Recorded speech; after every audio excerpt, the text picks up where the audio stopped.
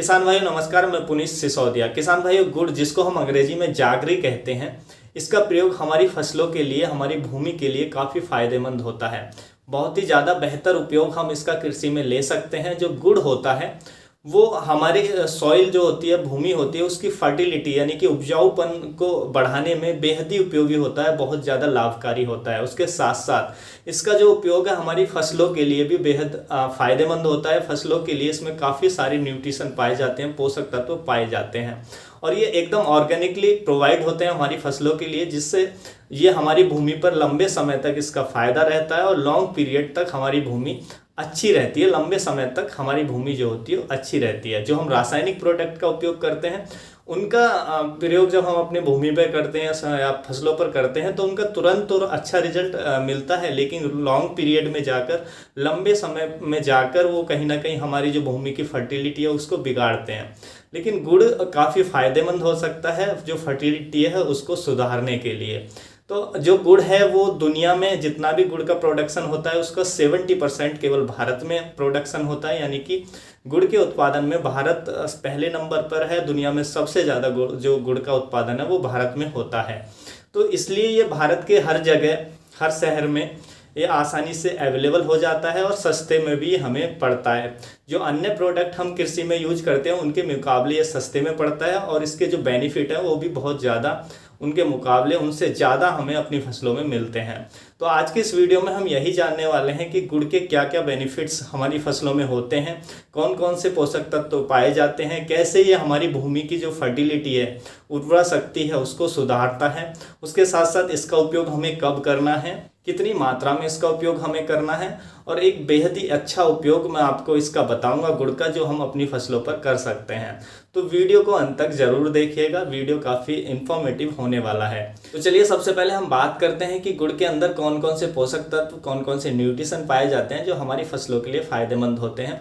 देखिए, गुड़ जो होता है प्रोटीन का एक अच्छा स्रोत होता है। प्रोटीन हमारी फसलों के लिए काफ़ी अच्छा रहता है। उसके साथ साथ इसमें मिनरल्स पाए जाते हैं। मिनरल्स मतलब जो हमारी फसलों के लिए जो पोषक तत्व हैं जरूरी, जैसे कि हमारे आयरन है, पोटेशियम है और मैग्नीशियम है। जो मैग्नीज है, ये जो पोषक तत्व हैं इनमें बहुत अच्छी मात्रा में गुड़ के अंदर पाए जाते हैं। और उसके साथ साथ इसमें कुछ मात्रा में जिंक, कॉपर, कैल्शियम और फास्फोरस भी पाया जाता है। तो ये पोषक तत्व हमारी फसलों को प्रोवाइड होते हैं और एकदम ऑर्गेनिकली प्रोवाइड होते हैं, तो जिससे हमारी फसलों का जो उत्पादन हो काफ़ी बेहतर होता है। फसलों की जो ग्रोथ है वो अच्छी होती है जब हम गुड़ का एप्लीकेशन अपनी भूमि में या फसलों में करते हैं। तो गुड़ के क्या क्या फ़ायदे हमारी फसलों पर देखने को मिलते हैं ये भी जान लेते हैं। देखिए, गुड़ में जो न्यूट्रिशन होते हैं जो मैंने आपको अभी बताई, ये हमारी फसलों को प्रोवाइड होते हैं, जिससे हमारी फसल हेल्दी होती है, अच्छी होती है। उसके साथ साथ जब हम इसका सॉइल एप्लीकेशन करते हैं, भूमि में गुड़ का उपयोग करते हैं, तो भूमि में जो बैक्टीरिया की मात्रा होती है, आप जानते हैं जो माइक्रो ऑर्गेनिज्म होते हैं भूमि में, तो जो हमारे रासायनिक खादों के प्रयोग से वो जो माइक्रो ऑर्गेनिज्म है जो लगातार कम होते जा रहे हैं, जिसकी वजह से हमारी जो सॉइल की फर्टिलिटी है वो लगातार बिगड़ती जा रही है। यदि हम गुड़ का उपयोग करें सॉइल में, तो जो माइक्रो ऑर्गेनिज्म होते हैं, जो सूक्ष्म जीव होते हैं, लाभदायक बैक्टीरिया होते हैं, उनका जो गुड़ होता है वो भोजन होता है। तो जब उनको ये गुड़ मिलता है सॉइल के अंदर, तो उनका जो मल्टीप्लिकेशन है वो बहुत तेज़ी से होता है। वो अपना विस्तार काफ़ी तेज़ी से करते हैं, अपनी ग्रोथ को काफ़ी तेज़ी से करते हैं। इससे उनकी संख्या में बहुत ज़्यादा वृद्धि होती है भूमि के अंदर, जिससे भूमि की जो फर्टिलिटी है वो सुधरती है। भूमि में जो पीएसवी बैक्टीरिया उनकी मात्रा बढ़ती है, जो फास्फोरस सॉल्युबल बैक्टीरिया हैं उनकी मात्रा बढ़ेगी, जो नाइट्रोजन फिक्सिंग करने वाले बैक्टीरिया हैं उनकी संख्या काफ़ी ज़्यादा बढ़ती है। उसके साथ साथ डिकम्पोज करने वाले बैक्टीरिया हैं उनकी मात्रा बढ़ती है और भी जितने अच्छे जो लाभदायक बैक्टीरिया हैं उनकी संख्या हमारी भूमि के अंदर बढ़ती है, जिससे भूमि में के अंदर जो हमारा प्लांट होता है, क्रॉप होती है, उसका जो न्यूट्रिशन अपटेक है वो बढ़ जाता है। जब न्यूट्रिशन अपटेक बढ़ जाता है पौधे का, हमारी क्रॉप का, तो जो क्रॉप है वो तेज़ी से बढ़ती है, उसका प्रोडक्शन हमें काफ़ी अच्छा मिलता है।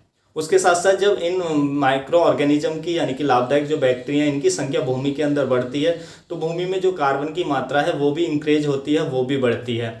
तो उसके बढ़ने से भूमि की जो जल धारण क्षमता है वो भी बढ़ती है। भूमि में जो एरेशन है वो भी अच्छा होता है, जिससे हमारी भूमि में जो फसलों की जड़ों का विकास हो काफ़ी अच्छा होता है। इससे फसल हमारी अच्छी होती है।